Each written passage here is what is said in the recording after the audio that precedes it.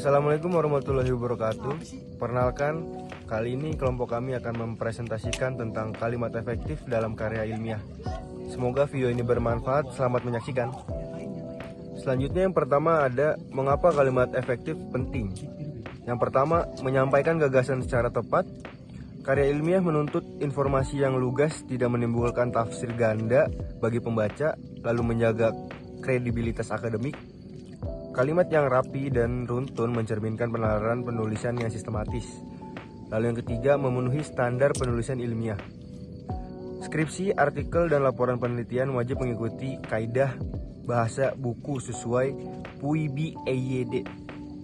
Lalu tujuan pembahasannya kali ini adalah memahami pengertian dan ciri kalimat efektif, mengenal 7 syarat kalimat efektif, melatih menyusun contoh kalimat yang benar, lalu menghindari kesalahan umum dalam karya ilmiah. Selanjutnya ada pengertian kalimat efektif. Kalimat efektif adalah kalimat yang mampu menyampaikan gagasan penulis kepada pembaca secara tepat, jelas, dan mudah dipahami, sehingga pesan yang diterima pembaca sama dengan yang dimaksudkan penulis. Selanjutnya ada inti gagasan. Yang pertama itu pesan tersampaikan utuh. Yang kedua, tidak menimbulkan makna ganda. Yang ketiga, mengikuti kaidah tata bahasa baku. Yang terakhir, mudah dipahami sekali baca. Selanjutnya ada 7 syarat kalimat efektif. Yang pertama, kesepadanan struktur. Yang kedua, keparalelan bentuk. Yang ketiga, ketegasan makna. Yang keempat, kehematan kata.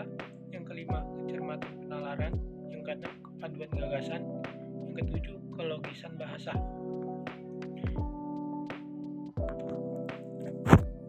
Lalu selanjutnya ada kesepadanan struktur, yaitu penjelasannya kesepadanan adalah keseimbangan antara struktur bahasa dalam pikiran penulis. Kalimat yang efektif memiliki subjek dan predikat yang jelas, tidak didahului kata depan yang tidak perlu dan gagasannya tidak terpecah.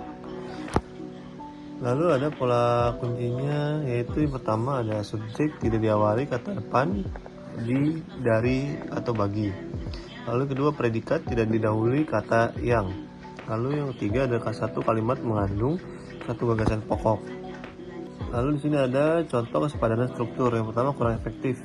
Kenapa? Karena bagi semua mahasiswa harus mengumpulkan tugas tepat waktu. Yang efektif yaitu semua mahasiswa harus mengumpulkan tugas tepat waktu.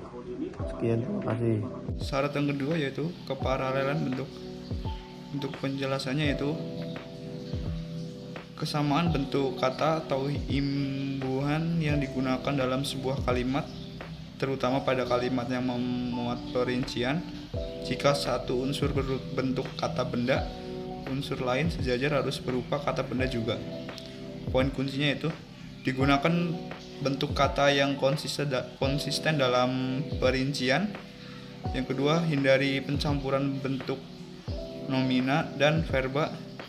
Yang selanjutnya, perhatikan imbuhan pada setiap unsur setara. Contoh keparalelan bentuk. Contoh yang kurang efektif yaitu kegiatan penelitian meliputi pengumpulan data, menganalisis data, dan penulisan laporan. Contoh yang efektif yaitu kegiatan penelitian meliputi pengumpulan data, penganalisisan data, dan penulisan laporan. Syarat yang ketiga adalah ketegasan makna. Penjelasannya adalah ketegasan makna adalah suatu perlakuan penonjolan pada ide pokok suatu kalimat. Penulis dapat menonjolkan gagasan utama dengan melatarkan di awal kalimat, mengulang kata kunci, atau menggunakan pertentangan makna pada kalimat tersebut. Poin kunci yang terletak pada ketegasan makna adalah letakkan gagasan pokok di awal kalimat, yang kedua menggunakan kata kunci secukupnya, dan yang ketiga memanfaatkan pertentangan untuk menegaskan makna tersebut. Contoh ketegasan makna yang kurang efektif adalah penelitian ini tidak hanya membahas suatu masalah saja, tetapi ada banyak hal lain juga yang dibahas. Sedangkan yang efektif itu seperti penelitian ini membahas 3 masalah utama, mendetail, data, dan hasil analisis. Nah, kali ini kita masuk ke slide 11 yaitu kehematan kata. Penjelasannya di sini kehematan itu berarti menghindari pemakaian kata, frasa, atau bentuk lain yang dianggap tidak perlu. Prinsip ini bukan berarti menghilangkan kata yang menambah kejelasan, melainkan membuang unsur yang berlebihan atau mubazir. Poin kuncinya, hindari pengulangan subjek yang sama, hindari sinonim ganda dalam satu kalimat, dan juga hilangkan bentuk jamak yang sudah tersirat. Nah, contoh kehematan kata di sini yang kurang efektif ialah para mahasiswa-mahasiswa itu sudah dari sejak tadi menunggu di ruang sidang. Untuk yang efektifnya, para mahasiswa itu sudah menunggu di ruang sidang. Sekian, terima kasih. Pada syarat kelima, yaitu penalaran, kita harus menggunakan kata-kata yang tepat agar kalimat tidak menimbulkan makna ganda atau membingungkan. Setiap kata yang dipilih harus sesuai dengan konteks penulisan, ilmiah sehingga informasi yang disampaikan menjadi lebih jelas dan mudah dipahami. Selain itu, penempatan keterangan dalam kalimat juga perlu diperhatikan, agar maksud kalimat tetap akurat dan tidak menimbulkan salah tafsir. Contoh kecermatan penalaran yang kurang efektif adalah mahasiswa yang lulus sarjana ekonomi tahun ini bertambah banyak. Yang efektif adalah mahasiswa Fakultas Ekonomi yang lulus ujian sarjana tahun ini bertambah banyak. Assalamualaikum warahmatullahi wabarakatuh. Nama saya Nurrizal Raffi. Saya akan membaca pada slide 15. Nah, pada slide 15 ini saya akan menjelaskan mengenai syarat 6, yaitu paduan gagasan. Paduan gagasan merupakan salah satu syarat penting dalam menyusun kalimat yang baik dan benar. Kepaduan adalah kekelompokan hubungan antar unsur kata dalam sebuah kalimat sehingga informasi yang disampaikan menjadi utuh, jelas, dan tidak terpecah-pecah.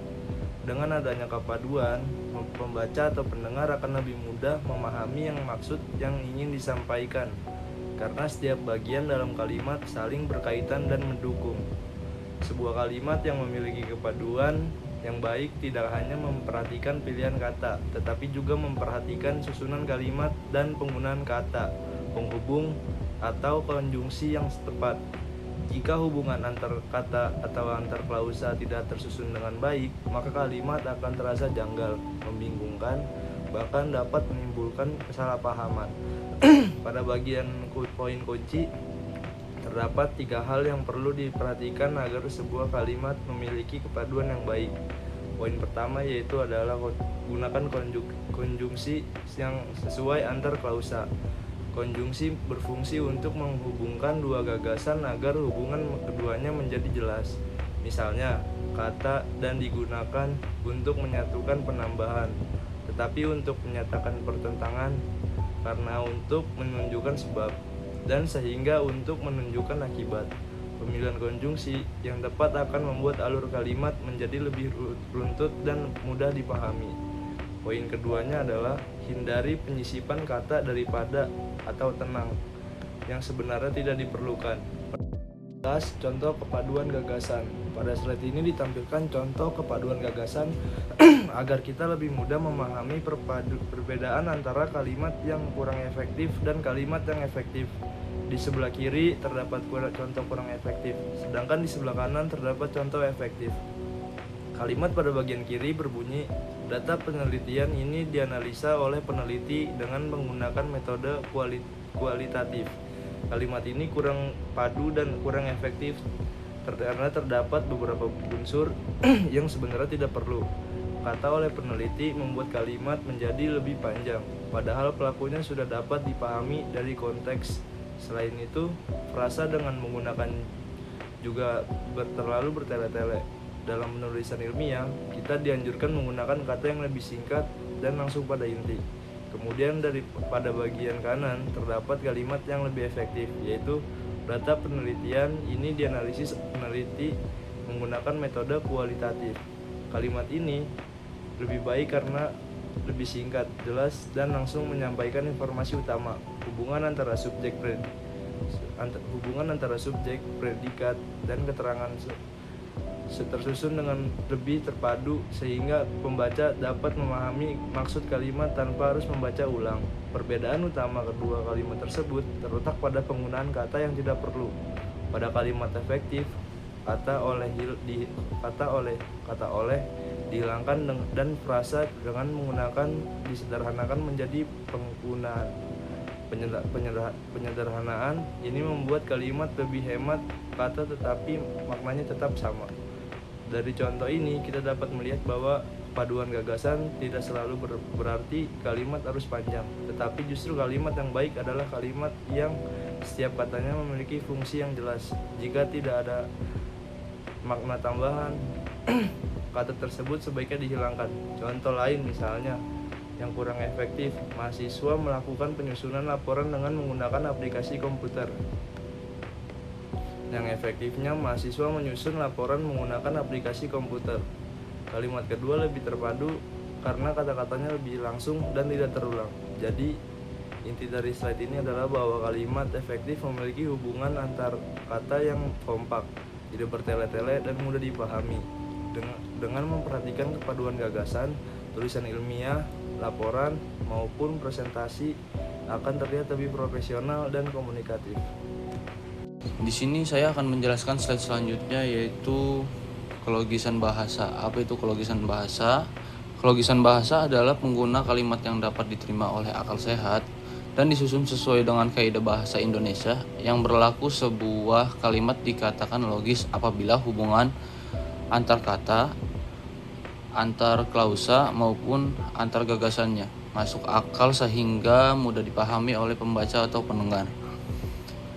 Lalu kalimat yang logis tidak menimbulkan kerancuan makna dan tidak membuat pembaca bingung dalam memahami informasi yang disampaikan. Oleh karena itu, saat menyusun sebuah kalimat, kita harus memperhatikan apakah isi kalimat tersebut sudah benar secara logika, bukan hanya benar secara tata bahasa. Lalu slide berikutnya adalah contoh kelogisan bahasa. Pada slide ini ditampilkan contoh penerapan kelogisan bahasa melalui perbandingan antara kalimat yang kurang efektif dan kalimat yang lebih efektif. Kita mulai dari sebelah kiri. Di sebelah kiri terdapat contoh kalimat yang kurang efektif, yaitu waktu dan tempat kami persilakan kepada moderator. Kalimat ini kurang logis karena yang dapat dipersilakan bukanlah waktu dan tempat, melainkan orang yang akan menjelaskan tugas. Waktu dan tempat merupakan keterangan sehingga tidak tepat dijadikan objek dari kata mempersilahkan. Kalimat seperti ini memang sering digunakan dalam secara resmi, tetapi secara kaidah bahasa Indonesia masih dianggap kurang tepat. Nah, sementara itu, di sebelah kanan terdapat kalimat yang lebih efektif, yaitu kepada moderator, kami persilakan untuk memandu diskusi. Kalimat ini logis karena objek yang dipersilakan adalah moderator, yaitu orang yang akan memimpin jalannya diskusi. Selain itu, tujuan dari tindakan tersebut juga dijelaskan dengan jelas, yaitu untuk memandu diskusi, sehingga makna kalimat menjadi lebih tepat dan mudah dipahami. Dari contoh ini kita dapat memahami bahwa dalam menyusun kalimat ini kita tidak hanya perlu memperhatikan tata bahasa, tetapi juga harus memastikan bahwa hubungan antar unsur kalimat sesuai dengan logika. Pilihan kata yang tepat akan membuat pesan yang disampaikan menjadi lebih jelas, tidak menimbulkan salah pengertian dan terdengar lebih profesional. Lalu kesimpulannya, kelogisan bahasa sangat penting dalam komunikasi, baik lisan maupun tulisan.